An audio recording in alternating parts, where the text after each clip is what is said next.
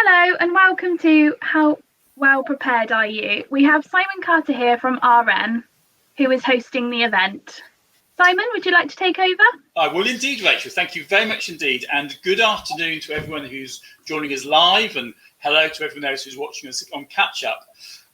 This afternoon, we are joined by three business leaders. We have Leora Crudas, who's the CEO of the Confederation of School Trusts. We have Stephen Morales, CEO of the Institute of School Business Leadership. And we have Simon Wilson, the CTO for UK and Ireland for HP&E Aruba. And what we want to discuss over the next 45 minutes, really, is how school and trust leaders best prepare for the unexpected future interruptions that affect our schools, our students, and all of the employees in those schools and organisations. What I'd like to do for the people on the call is encourage you to submit questions. This is a discussion session. You will see in the bottom right of your screen a Q&A box. Please click on that and ask your questions as we go. And then as we go through the session, I will come to those questions as we see fit, really. So that is kind of the plan. So to kind of set us up and, some pre-work that I've done, really, we're going to talk specifically about how really the biggest disruption for this planet since the Second World War has prepared our education sector for the next challenge to be thrown at us. Some research that RM did earlier this year really found that despite all the efforts that went into continuing the education of our children over the last 12 months, almost 2/3 of parents feel that their schools or their children's schools are not prepared for a future disruption, whatever that may be. Now, I'd be really interested to see what our panelists feel about that, whether they agree with the research or they have their own views. I'm going to start with Leora. Really, we've all heard some great stories about how schools and educationists have responded to the pandemic. Tell me your favourite, or tell me how the Confederation has responded and reacted to all of that. Thank you so much, Simon, and it's a pleasure to be here today. I'd like to tell you the story of what I think is the story of the system today. So on the 18th of March last year, the Prime Minister announced to the nation that schools in England were to shut from Friday, the 20th of March, until further notice as a response to the coronavirus pandemic. The Prime Minister's decision back then came as UK deaths reached 104. As of today, there have been 4.5 million cases of coronavirus in the UK and over 128,000 deaths, very sadly. So it's been a tragic time in our global history, and so many of us have suffered the unbearable loss of loved ones, family members, relatives, friends, and of course, colleagues. But this has also been a story of heroism and service and great courage. Our public services have been magnificent. Our NHS has been on the front line of the pandemic, and it is right that the nation has applauded them. And so have our other public services, the police, carers, and of course, you working in education.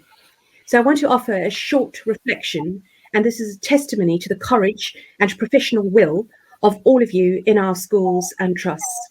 So in March last year, you moved to remote education within days of being told to limit attendance in schools, while contributing to the national effort by continuing to educate those children who most needed our help and the children of key workers. You fed the most vulnerable, you cared about their welfare, you watched for their safety. You opened schools more widely in June last year despite public concern, and you built parental confidence and trust. At extremely short notice, you put in place processes for teachers to assess students as part of a different approach to awarding grades because exams were cancelled last year. In September, you achieved extraordinary levels of attendance, showing just how much parents trust leaders, school leaders, and teachers. You taught intensively through the autumn term last year, assessing gaps in knowledge and planning interventions. And many of you will have spent your Christmas holidays working out how to implement mass COVID testing in secondary schools and planning for the spring term. Then on the 4th of January this year, after just one day at school, attendance was again restricted. you moved immediately to remote education while still making provision for those who most need our support and the children of key workers. This time, however, you knew more about remote education. So immediately, parents started reporting that the quality and quantity of remote education exceeded their expectations. And again in March, you opened schools more widely to all pupils. Yet again, we have seen extraordinary levels of attendance. You have set up COVID-19 testing on secondary school sites. You have implemented controversial policies with skill and quiet diplomacy, working with your staff and communities to ensure that people, adults, and indeed children feel safe. Yet again, you are in the process of making sure that young people get the fairest possible grades, as public exams have once again been cancelled. You have done all of this overseen by magnificent governance. A board's strategic decisions directly impact on how schools and trusts are run and on the well-being of staff and pupils. When the COVID-19 crisis escalated, boards had to act quickly and make critical decisions at every stage of the crisis. However hard this has been, and it has been difficult most of the time, you have never stopped, not once, to put yourselves first. At every moment, you have done your civic duty. Despite the lack of clarity, the contradictory information, the rapid changes in policy, school leaders and boards have been determined in the power of education to improve lives and indeed to change the world. My thanks to you. And Leora, I think we all agree with that sentiment, and I think we've all got some great stories to tell. And again, it's lovely to hear you make that statement. Stephen, in terms of your role, what's your view of the last 12 months, and how would you sum it up, and what's your the points you'd like to pull out about it? Yeah, thank you, Simon. And first of all, I'd like to completely echo all of Leora's comments, and an enormous debt of gratitude is owed to school, education professionals, school leaders, and those that give their time up freely to support schools and trusts. It's difficult for me to pull out one single thing from the last 12 months because there have been so many. I mean, just some nuggets. I remember very early on in the first lockdown, school leadership teams creating a safe space for staff, so virtual staff rooms with a games room and a mindfulness room, which seems quite petty, but it's actually in that moment it was really important, and really important for staff to feel connected. Other stories of school leaders driving around their communities in their own time, delivering books and resources and food was incredible. And then, going beyond that, the professional generosity that we've seen over the last 12 months, and some of it very, very low key, informal networks, be it phone calls or email exchanges or social media, and then the more formal collaboration like Oak National Academy, huge piece of work, very significant, and continues to add enormous value. I have a personal standout memory or collection of memories, and I think that the relationship will endure. But every other week for the last 12 months, we've spoken to international colleagues. So we've spoken to colleagues in South Africa, New Zealand, Canada, the US, Australia. And as you can probably imagine, there have been peaks and troughs. So one jurisdiction has been really going through things in a terrible way with incredibly high levels of infection, whilst other regions like New Zealand have been fairly they locked down very early and they've contained the virus, and so life has been relatively normal. But actually sharing over the last 12 months has been quite cathartic and quite special in its own way. But I would like to just end my little bit on sort of breaking things down into three broad categories in terms of the way that we've seen the system respond to the pandemic. And those categories are at an operational level, at a welfare and well-being level, and now we're into the recovery phase. So, as Laura quite rightly pointed out, school leaders and their teams have had to reconfigure schools. They've had to get involved in very forensic risk assessment. They've had to introduce remote infrastructure where it wasn't there necessarily. And even when it was there, it probably wasn't able to deliver the kind of solutions that we're seeing now.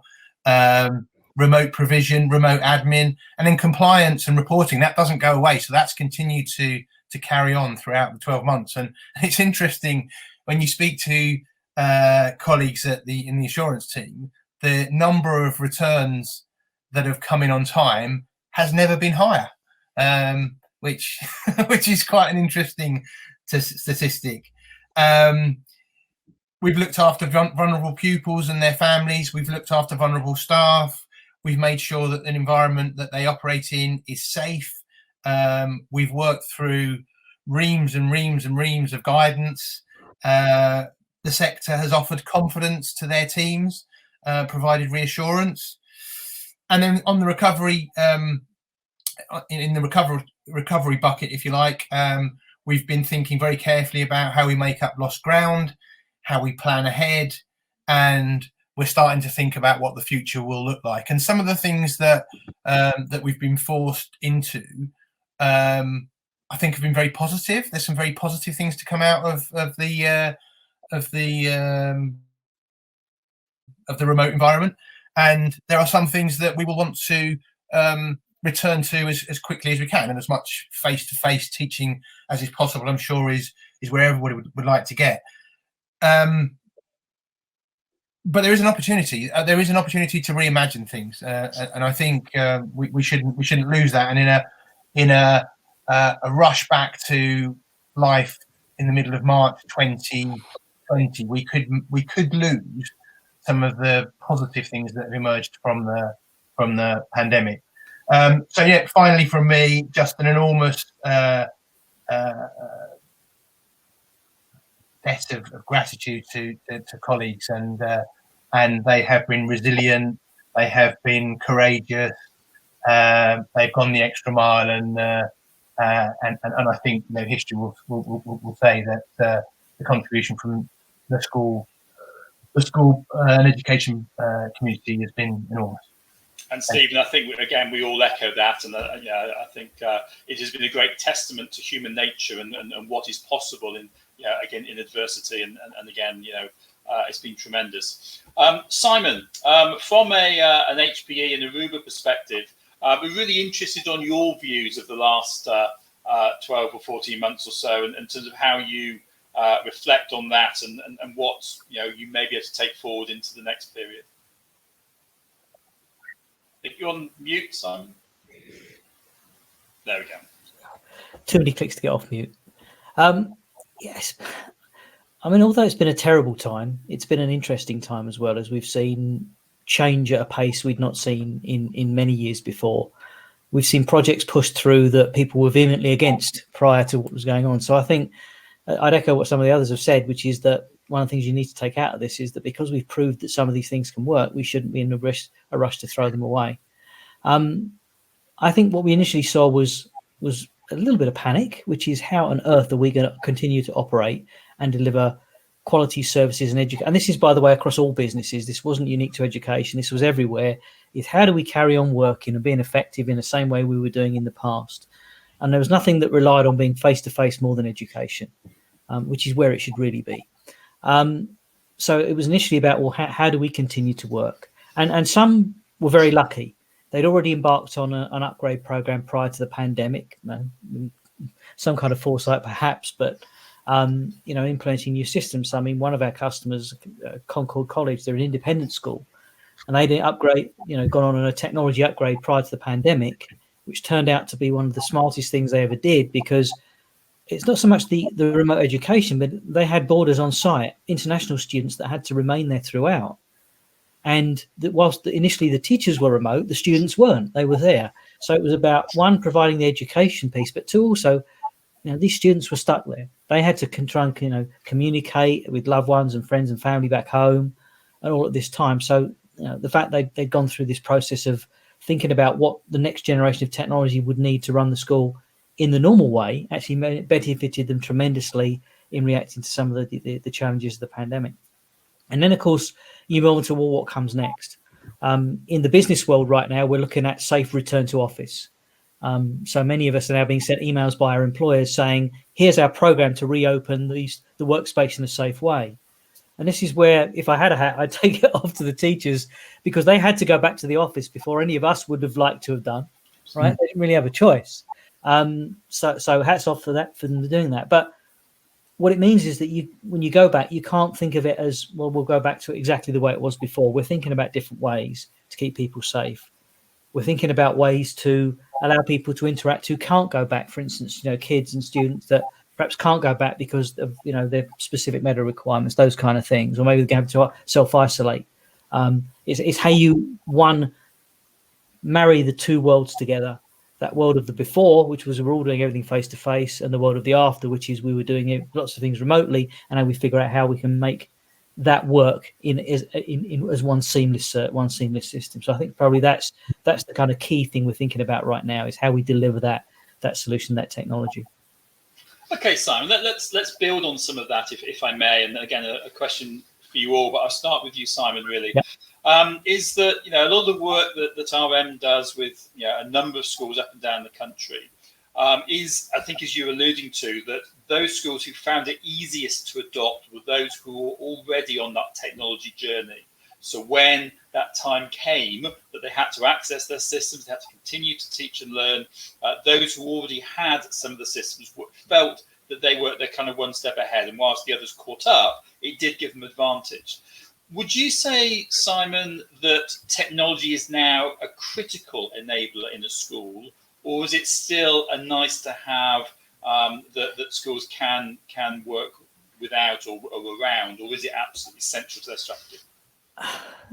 As a technology guy, I would say that technology was always a critical element. The question is, a lot more people realize it now. Yeah. A lot more people realize, what would they have done if we didn't have tools like Zoom or Teams? How would we have continued to educate in a remote way? So I think, one, it's made it more obvious that we are relying on technologies that perhaps we thought were a nice additional benefit and a nice additional thing to have.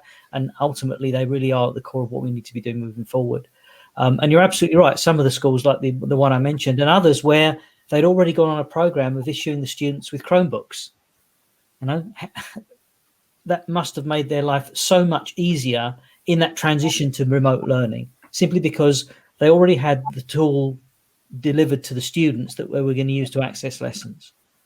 So that makes it absolutely critical. So yeah, I do think it's shone a light on the fact that technology has always been a critical element, and now a lot more of us are realizing quite how important it's been to help us continue working through these challenges. Okay, so I'm sure some people in the audience will say, well, Simon, you would say that, wouldn't you? Because you work for a technology company. So I'm very interested to see what Stephen and the others say. I'll come back here in fairness, sir. I mean, I've been in love with technology my entire life. In fact, research machines are responsible for me being in IT. My first computer I ever touched was a 380Z back in 1979, and that set me on a career path. So while, yes, I work for a technology company, if you get to know me, you'll realize that I'm much more interested, not just what the technology is, but what it can do for people and the use cases. So yeah, absolutely. It's what it can do for people is the most important thing. Very good. Stephen, you talked a little bit in your piece around remote learning, remote education, remote access. So what's your view? How critical is technology in the education system of the future? Oh, it's absolutely central, isn't it? So I'm going to come back to four things: agility, connectivity, reach, and access. And I think they're really, really important. And it's not just there's core delivery of education, and I think technology and remote learning, in particular, distance learning, if you like. It's easier to make the case the further up the year groups that you are, the further you are into key stages. It's a lot more difficult, I think, to make a very strong case for a virtual classroom for key stage 1 possibly the next two key stages, but certainly post 16 and further education, I think technology will play an enormous part. But there's reasons why technology is so important, not only for classroom delivery, but we've got to develop a succession pipeline. So we need teachers coming through, we need school business leaders coming through, we need leaders of the future, we need to develop our head teachers into future deputy CEOs, CEOs, and beyond. So access to CPD, access to distance learning, if you like, is so important, and for a number of reasons. One, because those leaders of the future are going to have to engage deeply in technology anyway.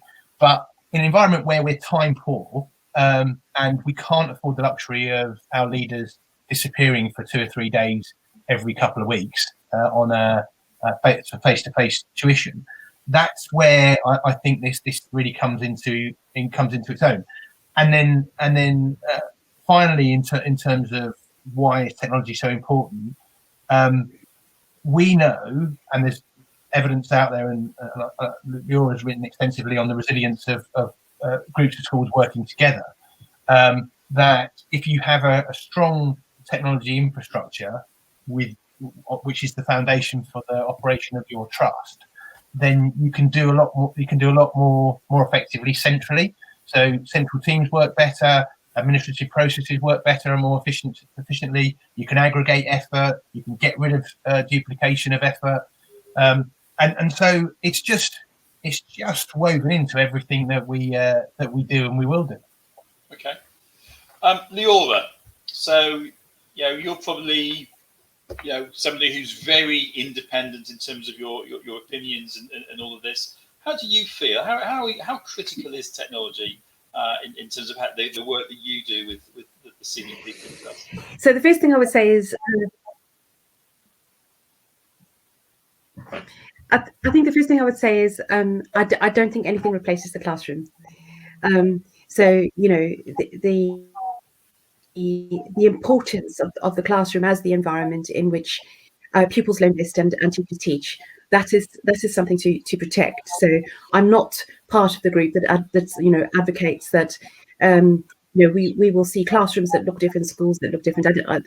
I don't think so. But then I'm also very mindful of the story, and I can't remember the exact details of the story, but in the early days of TV, the man who said, "Oh, I think the technology of the TV has reached its limit." So certainly technology is here to stay, and we fail to embrace technologies as they evolve to our peril. So of course in education we need to embrace technologies, and I think it is the plural. I don't think it's the singular, because technologies are multiple, and we do need to understand and harness the power of technologies in relation to education. But we also need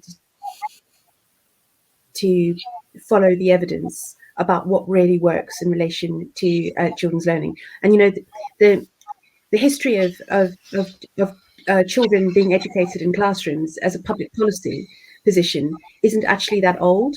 And there's still loads of countries in the world, loads of jurisdictions in the world where it is still the case that children do not have access to free compulsory education. So I'm not ready to abandon the classroom yet, and I don't think there's evidence for it. But I do think that we've learned some important lessons about technology as an enabler. Simon, you're going to say something. Yeah, I do, because I think no one's advocating that we get rid of the classroom. I think far from it. We want to get back there so people can have that social interaction, which is what we're desperately missing right now. I'm missing it terribly, and I've worked from home for 20 years.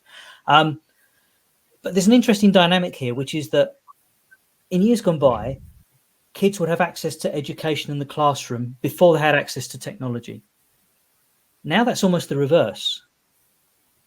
Kids have access to technology and start their learning cycle before they even go anywhere near a classroom. So I'm wondering whether or not, by thinking about how things used to be, we aren't necessarily holding us back from maybe thinking about the evolution in terms of because the best thing technology is a tool, isn't it? It's a tool to help us do things. So if the kids are already expert in the use of certain tools, then surely it makes sense to leverage that in the way we teach them moving forward. So like I said, absolutely, we want the social interaction. I think the teacher at the front is the best way to do things. Still today, I much prefer to do a training course face-to-face than a virtual online one, because it keeps the concentration going. But the tools you use, the technology, I think if we're embracing that as a way to evolve education, then that can only make things better. I certainly think, from my perspective, Simon and Leora, before the pandemic, everyone was talking about teacher workloads as being the biggest issue in the education sector. And I think technology has an important role to play to free teachers up to do the teaching and the learning that they want to do, and take away some of the aspects of the job which takes a lot of their time. And perhaps, there's more we can do with technology. So I think it has an interesting role. But Stephen, let me come to you now, really. I think in terms of, if it's not just about technology, what else is it that we've kind of learned over the last 14 months? I think in your first piece, you were talking a little bit about, human nature and how society had changed. What else can we learn from the pandemic? What can prepare us for the future over and above technology? So, again, I'm in danger of going down a bit of a rabbit hole here, but I'll try my best. Short rabbit hole, please. Stay on safe ground. I spent quite a long time in my professional life working for a Swiss bank, and Swiss banks have plenty of cash to do the things that they need to do in order to plan for the unexpected. But business continuity is really a high priority for establishments like that. And so baked into all of the contingency planning is that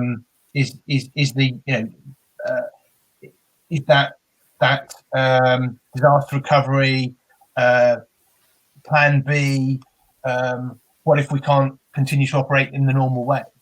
And I think one of the big lessons that we've learned as a sector is that we need two things really. We need proper, robust strategies to manage risk and to manage the unexpected, but we also need the headroom in our planning to do that, and that's headroom in terms of the thinking space to plan, but also the money that comes with that, because you don't create headroom.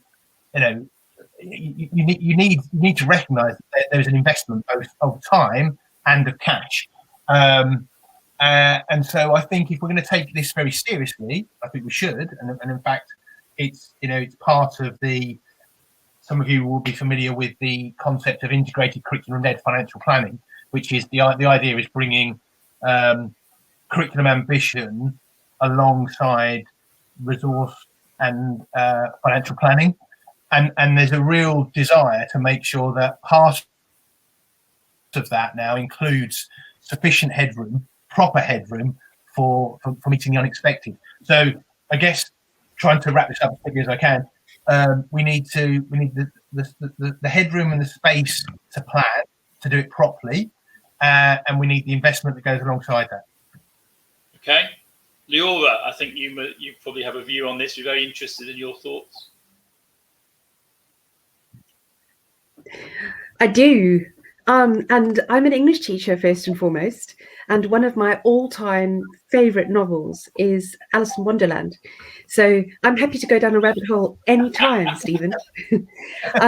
So in terms of the question about are we prepared as a system going forward? So I think there's 2 points I want to make. The first, I think you probably expect me to make. I think that there is emerging evidence that the structure of a group of schools in a multi-academy trust has proved itself to be the most robust, the most resilient of structures, of school structures during the pandemic.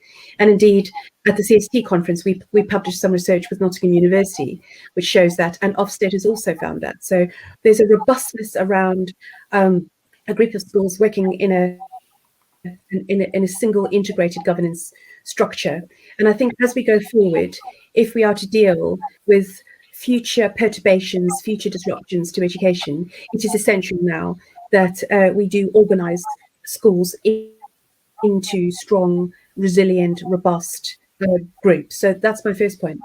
My second point is actually a point that Tim Oates makes from Cambridge Assessment. He talks about the fact that the English education system is a very lean system. And by that, he means financially lean system. So just to reinforce some of the things that Stephen has said, it's very difficult in a very lean system to have the right sort of preparedness for future disruptions. And I think that is worth thinking about. Of course, the vehicle of the group of schools working together in a trust means that we can absorb more of the shock of a disruption. And I guess that's why CST has been making the case that all schools now should be in a part of a strong and resilient structure in a multi-academy trust. Indeed, Laura, and again, we expect you to say that, and I think there's a lot of evidence behind that view. So thank you for sharing that. I think coming to you now, Simon, a slightly different question, really, but really the core of this session, really. The other research another part of the research that RM did spoke to parents about how they felt about how schools had coped with the period. And again, I think many of them reflect on what Leora and Stephen said at the start about how they applauded the way teachers responded. But one of the things they did say was that they weren't sure that their schools had learnt the lessons. So, whatever the next calamity may be, and it may be bad weather, it may be a fire, it may be something else, how well do you think the education sector has learned from the 12 months, and how prepared is it for whatever comes next, Simon? Yeah, it's a very interesting question. I guess this is an area where I think the education sector is actually very similar to the rest of business, which is, like I said at the very beginning of this, we'll scramble to find some way to continue operating. And then, great, we've got something, it kind of works. This isn't going to last forever. Let's muddle through. And what business is finding is that actually we need to maintain this capability moving forward. So, for instance, one of the biggest challenges I've seen is that the staff, the teachers themselves, are not necessarily given the opportunity or the time to learn how to use the platforms that they're having to use to do remote education. And not understanding how to use the software and the platform can have a tremendous impact on how effective that tool is when used in an educational environment. So I think one of the things that certainly education and other sectors could learn is that don't think of this as going away. The existing tools are great because it's only a temporary thing. And if we have to do it again, we'll use the same tools we did last time. I think it's to invest in thinking about how much better could we have done it if we'd had better tools. And given that we know that some of this is going to maintain, how can we embed that new way of operating, of teaching, of working into what we do moving forward? And if we're going to do that, let's make sure that we give people the time to become expert in the use of those tools. You wouldn't ask a tradesman to pick up a new tool and say, become an expert in that in 10 seconds, would you? And if you expected it, you'd be a fool to do so. So why is it that we've said, hey, teacher, have Zoom, have Teams, have another platform, and wonder why they're not expert in using it the first time around? I think we need to give people the time to get used to these tools and investigate new and better ones, frankly, as well. Yeah, I think you're right, Simon. Stephen, so from your perspective, do you think that schools are prepared for the next calamity? Have they learned from that time, or as Simon says, do you think they need a period of just a flat period of time so that they can invest back in the school, invest in the training, invest in technology, invest in themselves, and catch their own breath before the next thing happens? Well, and that's the important thing. Catching your breath is I think you've hit the nail on the head there. Is that what we should do coming out of this is go on a reflective journey where we look at what worked, what didn't work, what have we learned about the way that we introduced change, and because if we don't do that, the danger is, of course, just that we go rushing back to what we're familiar with and we revert to type. And I think it's the answer to the question really is, are schools prepared for the next big crisis? Well, I think it's very mixed. I think that Leora's made the case very, very strongly that trusts which have well-established leadership teams with embedded systems and processes and infrastructure will fare well given any kind of challenge that they may face. But those that are operating almost clinging on by their fingertips, both in terms of the depth of leadership, the breadth of knowledge which exists within their structures, and so forth, it only takes one small thing to tip them over the edge. So, I think we need to think very carefully about that. And if taking the views of parents on aggregate, I'm not surprised that some of them are slightly sceptical.